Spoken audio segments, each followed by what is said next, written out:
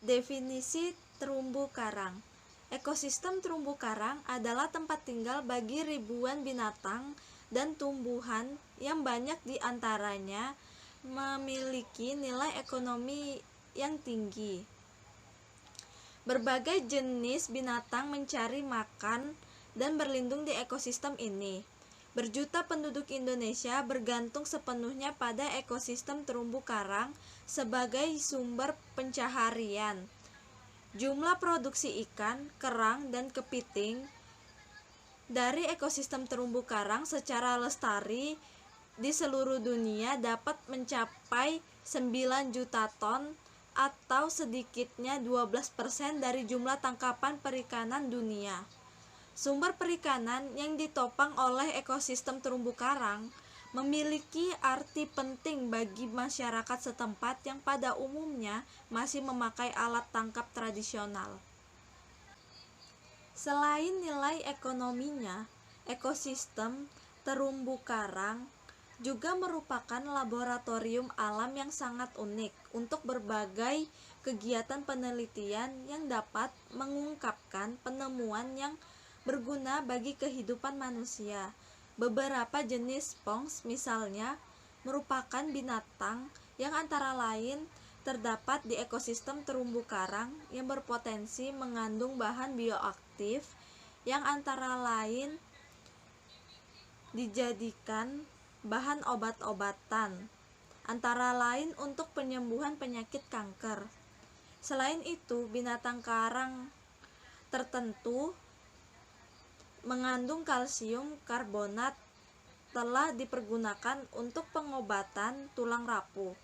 Fungsi lain dari ekosistem terumbu karang yang hidup di dekat pantai ialah memberikan perlindungan bagi berbagai properti yang ada di kawasan pesisir dari ancaman pengikisan oleh ombak dan arus. Berikut ini adalah jenis-jenis terumbu karang yang menjadi kekayaan alam dan harus dijaga kelestariannya. Yang pertama ada Acropora acuminata. Yang kedua ada Acropora cervicornis. Yang ketiga ada Acropora elengantula. Yang keempat ada Galacea fascicularis. Yang kelima ada Lobophilia corimbosa. Yang keenam ada Lobophilia hemprici. Yang ketujuh ada Mycedium elephantotus. Yang ke-8 Ocypora lacera.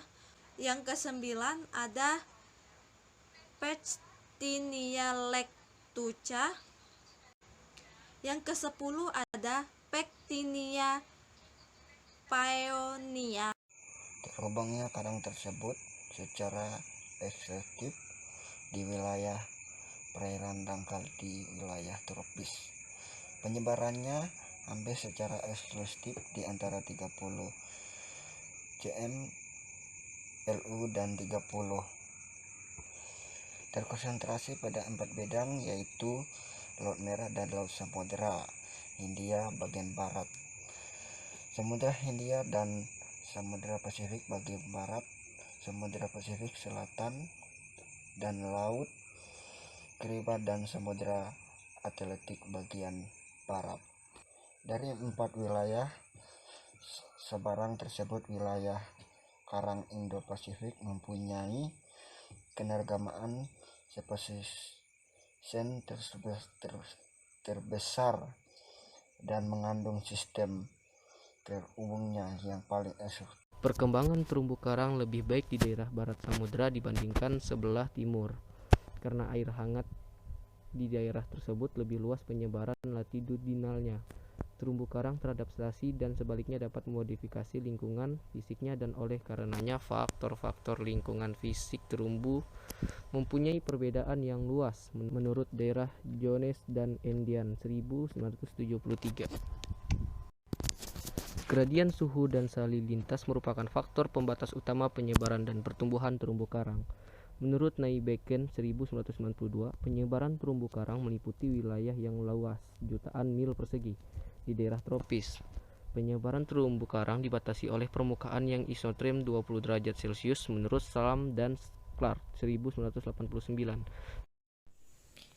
Peranan terumbu karang bagi kehidupan ekosistem laut. Terumbu karang merupakan batuan sedimen kapur yang terbentuk dari kalsium, karbonat yang dihasilkan oleh biota laut, penghasil kalsium, karbonat yang kemudian melalui proses sedimentasi.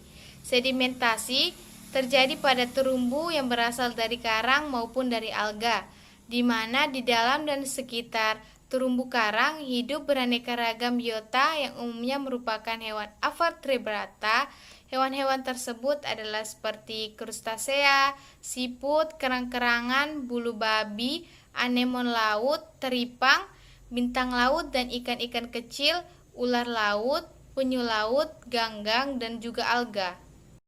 Ada juga manfaat terumbu karang secara ekologi. Manfaat terumbu karang yang pertama dikategorikan sebagai manfaat dalam segi ekologi. Yang dimaksud dengan ekologi adalah dalam hal hubungan timbal balik antara makhluk hidup dan lingkungannya. Berikut ini ada beberapa manfaat dari terumbu karang secara ekologi, yaitu yang pertama, terumbu karang bermanfaat bagi habitat dan sumber makanan bagi berbagai jenis makhluk hidup di laut. Di sini banyak berbagai jenis makhluk hidup yang tinggal, mencari makan, berlindung, dan berkembang biak. Ada juga yang kedua, merupakan sumber keanekaragaman hayati yang tinggi. Dengan tingginya keanekaragaman hayati yang ada di dalam terumbu karang ini menjadi sumber keanekaragaman genetik dan spesies yang ditemukan memiliki ketahanan hidup yang lebih tinggi. Yang ketiga, terumbu karang dapat bermanfaat bagi melindungi ekosistem yang ada di sekitarnya, misalnya pada ekosistem fungsi hutan bakau dan juga melindungi pantai dan daerah pesisir dari ombak besar. Terumbu karang yang dapat memperkecil energi ombak yang menuju ke daratan yang dapat menyebabkan abrasi pantai dan kerusakan sekitarnya. Manfaat terumbu karang secara sosial. Manfaat terumbu karang bagi kehidupan biota laut dan manusia dapat dilihat dari segi sosial. Secara sosial, terumbu karang dapat dimanfaatkan sebagai penunjang kegiatan pendidikan dan penelitian agar ekosistem di dalam dan sekitarnya, serta tumbuhan dan hewan-hewan laut yang ada di dalam ekosistem tersebut dapat lebih dikenal dan sehingga mudah untuk dipelajari. Selain itu, ekosistem di wilayah terumbu karang juga dapat dimanfaatkan sebagai sarana rekreasi masyarakat, baik masyarakat lokal maupun masyarakat asing yang ingin melihat keindahan yang dihasilkan oleh ekosistem terumbu karang ini. Manfaat terumbu karang secara ekonomi. Manfaat terumbu karang bagi kehidupan laut dan manusia bisa dilihat dari segi ekonomi. Secara ekonomi, terumbu karang merupakan sumber perikanan yang tinggi karena di dalamnya hidup berbagai jenis ikan yang ditangkap untuk kebutuhan manusia. Selain itu, terumbu karang juga merupakan sumber obat-obatan karena dalam terumbu karang terdapat bahan-bahan kimia yang telah diteliti oleh banyak ahli, dapat menghasilkan obat bagi manusia. Dapat disimpulkan ada beberapa manfaat secara ekonomi. Yang pertama, sebagai sumber perikanan dan sumber obat. Yang kedua, ada juga karena keindahan yang dihasilkan oleh ekosistem terumbu karang.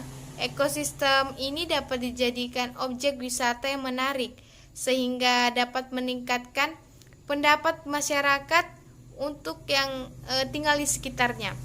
Yang ketiga, ada juga masyarakat sekitar dapat memanfaatkan biota yang ada di terumbu karang seperti rumput laut, udang, dan ikan untuk dijadikan sumber makanan yang nantinya dapat dijual sehingga menjadi sumber pendapatan bagi masyarakat. Yang keempat, ada berbagai jenis ikan teripang, dan rumput laut yang hidup di terumbu karang juga dapat dimanfaatkan sebagai bibit untuk budidaya.